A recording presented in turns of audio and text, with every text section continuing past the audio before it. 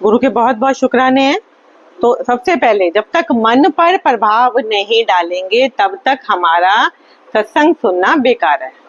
मन नहीं बदला और आज भी हम अभिमान में अपनी गर्दन तान कर बैठे हैं कि मैं तो बहुत अमीर घर से हूँ, मुझे तो सबसे अच्छी सीट चाहिए। तो मन में पवित्रता ही नहीं है, श्रद्धा ही नहीं है तो गुरु के प्रति सिर्फ हम दिखावा करने आ रहे हैं कि बहुत बड़े घर से। फिर किसी बड़े की सेवा करनी पड़े तो हमारी जान निकल जाती है और मंदिर में बैठकर हम 2-2, 3-3 घंटे सेवा करते रहते हैं कि आज मैंने ये वाला भोग बनाया, आज मैंने ये प्रसाद चढ़ाया। तो भगवान ने कहा कि घर में बड़े बूढ़े बैठे हुए हैं और वो अगर कह दें कि आज मेरा ये खाने का मन है तो हमारा चेहरे का रंग देखो उस वक्त क्या हो जाता है, जाता है कि इतने काम पड़े हैं और इनकी फरमाइशें देखो कि मैं मतलब इनकी फरमाइशें पूरी करूं या मैं बाकी काम करूं। और फिर वही उन्होंने कितने सुंदर से बताया कि श्राद्ध में पूरी थाली सजाकर उनके लिए बनाई जाती है, पंडित के लिए रखी जाती है, कौवे को खिलाई जाती है। तो कल तो उन्होंने तुमसे डिमांड की थी, मुंह से मांगा था कि मेरे बेटा मेरे लिए ये बना देना, तो हमारे पास टाइम नहीं था। आज हम थाली लगाकर दुनिया को दिखावा कर रहे हैं कि आज मैंने अपनी थाली में सब्जी भी, पूड़ी भी, हलवा भी और खीर भी, सब चीजें बनाकर रखी है। क्यों बनाकर रखी है? कि कहीं वो भूत बनकर आ ना जाए और हमारा कुछ अनर्थ ना कर दें। बस यही हमारा डर होता है। मतलब श्रद्धा तो कोई नहीं है ना खिलाने में। अगर श्रद्धा होती तो जीते जी खिलाया होता। तो जीते जी इतना तृप्त कर दो, जैसे अभी इन्होंने बोला कि हमने तृप्त कर कर भेजा है अपने सास ससुर को। आज हम गुमान से कह सकते हैं, बड़े गर्व से कह सकते हैं कि हमें जरा भी डर नहीं लगता। क्यों? क्योंकि वो हमें हमारे ऊपर आशीर्वादों वाला हाथ रख कर गए हैं। पॉइंट उन्होंने कर्मों के ऊपर बताया था कि कुछ भी कर्म करते हो उसमें आपकी इंटेंशन कैसी है, भावना कैसी है। जैसे डॉक्टर भी चाकू उठाता है काटने के लिए, तो क्या डॉक्टर की भावना गलत है? वो तो सिर्फ हमें बचाने के लिए चाकू उठाया उसने, कोई हमें मारना नहीं चाहता था। लेकिन एक चोर चाकू उठाता है, उसकी भावना कैसी होती है? मारने के लिए होती है। तो दोनों ने चाकू उठाया, लेकिन एक का चाकू उठाना था बचाने के लिए और एक ने चाकू उठाया मारने के लिए। तो कर्म को नहीं देखा जाएगा, कर्मों के पीछे हमारी भावना कैसी थी वो सब देखा जाएगा। तो भगवान हमसे सब कुछ करवाते हैं तो दुख हम क्यों भोगे?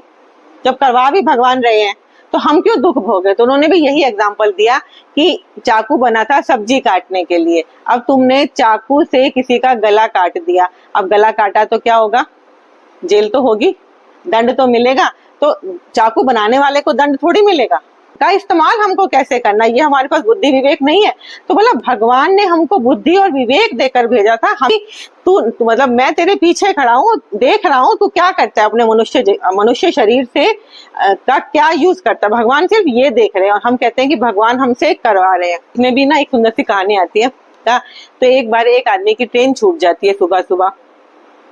अब वो सोचता ट्रेन तो छूट ही गई है, घर से भी मैं जल्दी निकला था भागते भागते, नाश्ता नहीं किया, चलो नाश्ता कर लेता हूँ। स्टेशन पर जाता है तो 2 छोटे छोटे बच्चे बैठे होते हैं और बच्चे कहते हैं भूख लगी है कुछ दे दो। तो वो 10 का नोट निकालता है और आगे चला जाता है। फिर सोचता है 10 रुपए दे के आया हूँ, 10 रुपए में क्या आएगा?